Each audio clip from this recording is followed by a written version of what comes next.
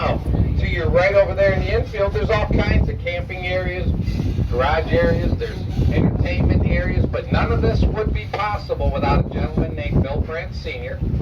Mr. France was actually one of the first professional race car drivers to race on the sands of Daytona. He raced from 1935 up until 1944, when he hung up his helmet. He didn't like the way that league was being run, so he started meeting with groups of owners and drivers right here in Daytona down on A1A at the Streamline Hotel. That hotel is still there today. It's been all reconditioned, still has a rooftop lounge where you can go up on the roof, have a drink, look at the ocean, and you'd be sitting right where Mr. France and those group of drivers and owners came up with a new set of rules. They voted those rules into law in December of 1948. They formed a new racing league. You know those rules, and that new racing league today is NASCAR. That's where NASCAR was born, right here in Daytona on the roof of the Streamline Hotel. Now he went back to work, had his people look for property because he really wanted to build his Speedway here in Daytona. They came up with this property right here in November of 1957. Started construction, and it only took 15 short months. Come February 22nd, 1959, held the first ever Daytona 500 here. Held it in front of just over 41,000 fans. Well, if you look across the infield now, you'll see the stands over there. That's what 101,500 individual seats look like now. No more benches, no more bleachers. And as you let your eyes drift from one end of the seats down to the other, you're going to notice that those multicolored seats do not blend together. Certain colors start jumping out more than the other ones do. That's actually an old TV trick. What happens is, as the TV camera pans across all those seats right there, it makes it look like people are sitting in every one of them seats on TV. We haven't had to worry about that up until this year. This year we had to use a little bit of that trick because of the COVID.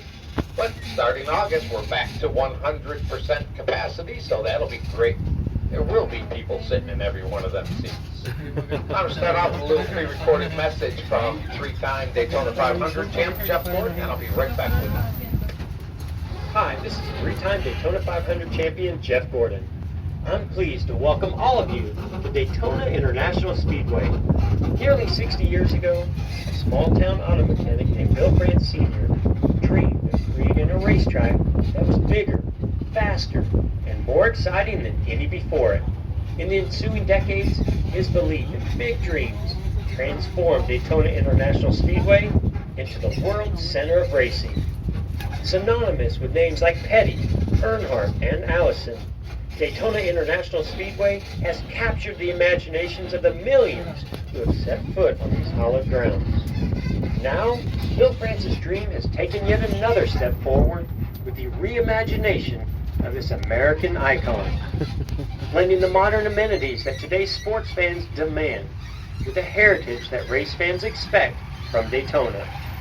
As 2016 saw the closest finish in the history of the Great American Race, it not only conjured memories of Johnny Beauchamp and Lee Petty's three-wide photo finish in the inaugural 1959 Daytona 500, but reminded race fans everywhere that a reimagined race experience hadn't changed the core of what Bill France envisioned decades ago.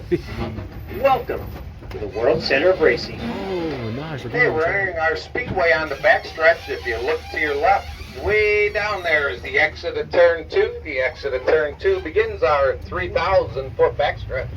The little jog in the track there to your left is what we call the bus stop or the chicane. We add that into the track, the backstretch here, when we turn it into a road course, which will be happening again this weekend and the next weekend. We got 2 weekends worth of racing coming up here. As we make our way to the end of our backstretch here, you're going to notice that the backstretch is not flat. It's actually banked at 3 degrees. And then as we make our way towards turns 3 and 4, which are exactly the same as turns 1 and 2, you'll start seeing the banking come up to that 31 degrees. The corners from the beginning of 3 to the exit of 4 are 3,200 feet around.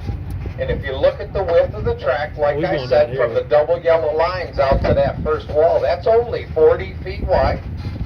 you wonder how these big old stock cars come diving into these corners over 200 miles an hour. They'll squeeze together 2 wide, they'll squeeze a little harder, go 3 wide, and yep. Every once in a while, there's that overzealous driver that tries 4 wide. Well, 4 wide here doesn't work very well. That's why there's so many dents in that wall up there. That wall above your head right now is 4 stories above your head. It says Daytona. That wall is part of what's called the Safer barrier. SAFER stands for Steel and Foam Energy Reduction System. That wall up there is a bunch of hollow steel welded together in sections. It's held to the outside concrete wall by straps. In between the 2 walls, there's styrofoam pyramids, so when a car does lose control, hit that wall up there, that wall will actually move. It'll compress the styrofoam pyramids and absorb a lot of the initial energy from an accident. It'll still tear apart a car pretty good at over 200 miles an hour, at least more times now than before, with all the other safety equipment in the cars. The drivers do get out of their crashed vehicles and walk to the emergency equipment. And that's why we put it on the inside guardrails too, because there's a few drivers that go off in the grass here, do what we call a little agricultural race, so we gave something soft to bounce off of on that inside guardrail too. Above the inside guardrail, you see those square metal boxes. That's actually a special kind of nighttime lighting put in by Musco Lighting out of Iowa. Most of the racetracks have those lighting now, same with horse tracks. What it is, there's a bulb inside those boxes, but instead of shining out on the track, it shines backwards in the box. The light's reflected back out off of specially configured mirrors.